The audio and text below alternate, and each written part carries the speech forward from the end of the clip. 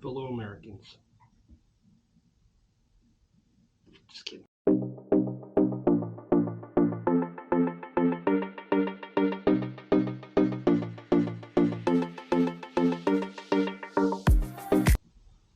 I did not give you a spirit of fear, but a spirit of love and a sound mind. God has his spirits, and the enemy has his. You can tell who has God and who doesn't by the level of love in their life. People are drawn to it. Everyone wants to be loved.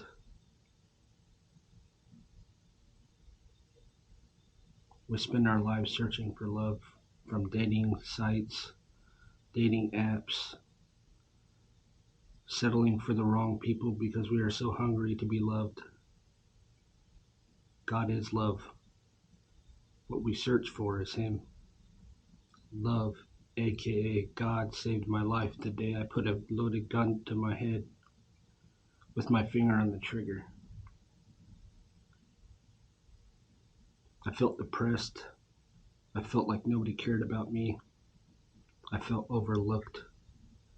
I spent a month in silence, not speaking a word, to see if anyone would notice. But they didn't. I was struggling. As the gun was against my head,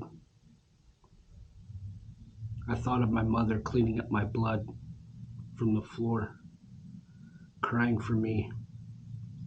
I love my mom, and I'd do anything for her. It was my love for my family that saved me. I don't know why I had all these images in my head about what would happen if I pulled the trigger, but it saved me. God is the cure and answer for anything you might be struggling with. He is the great physician. Don't live in a spirit of fear, but of love, peace, kindness. I once scared my oldest daughter crawling down the hallway in the dark towards her.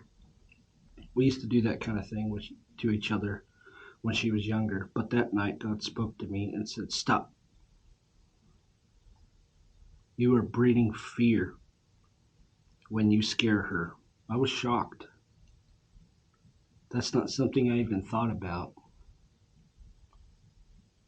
Even just the simple fact of playing scare pranks on my oldest daughter was breeding fear.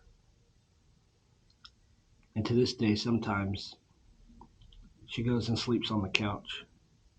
Is she too hot or too cold? Probably not. That's what she says to me, but that's probably not true.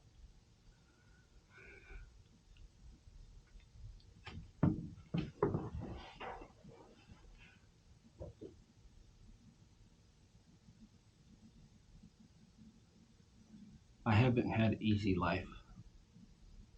My life has been hard. And no, I don't think woe is me or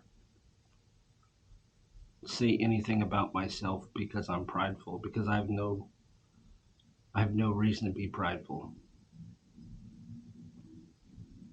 I used to look at my hard life that I lived in my younger days and think, oh, poor me. If I had this as a childhood or was privileged in this area, my life would be so much better. But my struggles, my pain, made me who I am.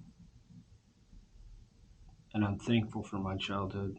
I'm thankful that it wasn't easy and that it was hard, that I was homeless, that I was depressed, and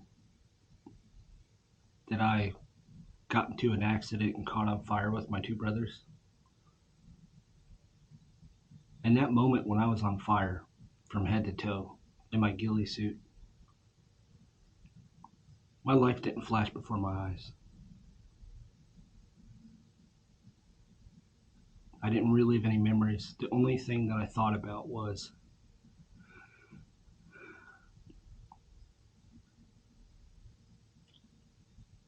The people that I cared about, I didn't tell them I loved them enough.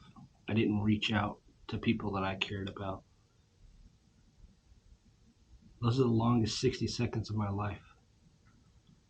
To smell your own flesh on fire, burning. I would have given away everything that I ever owned or ever would own to tell my family I loved them one more time.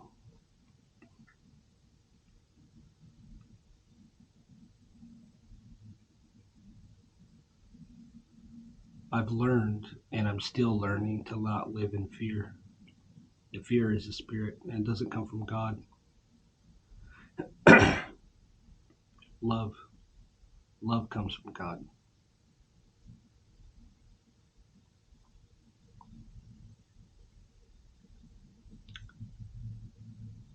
Some things are hard to talk about because they still make me cry to this day.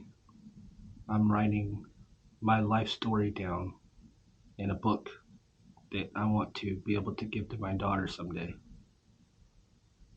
And some parts of that book are really hard to get through because they still affect me. But God's definitely made me stronger over the years because of the things I've been through. But I'm still learning. I still make mistakes. I'm not perfect. But it doesn't mean I will ever stop trying to improve myself, improve my walk with God, improve my walk at work. It's hard to be the way that I should be at work sometimes when somebody's in your face screaming or talking about you behind your back or whatever. It's it's not easy, but it is easy at the same time. It's easy to be a Christian. It's easier to show love than it is to show anger.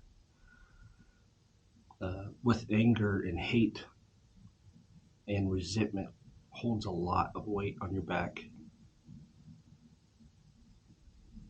But you can tell who's serving God and who's not. There seems to be this great division happening in the world, in the country, and people who love God and serve Him, and then everybody else.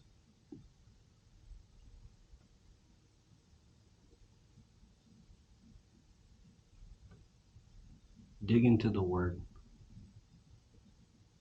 consume it, pray every day, every morning. Let the first thing that you do in the morning is talk to God, build that relationship.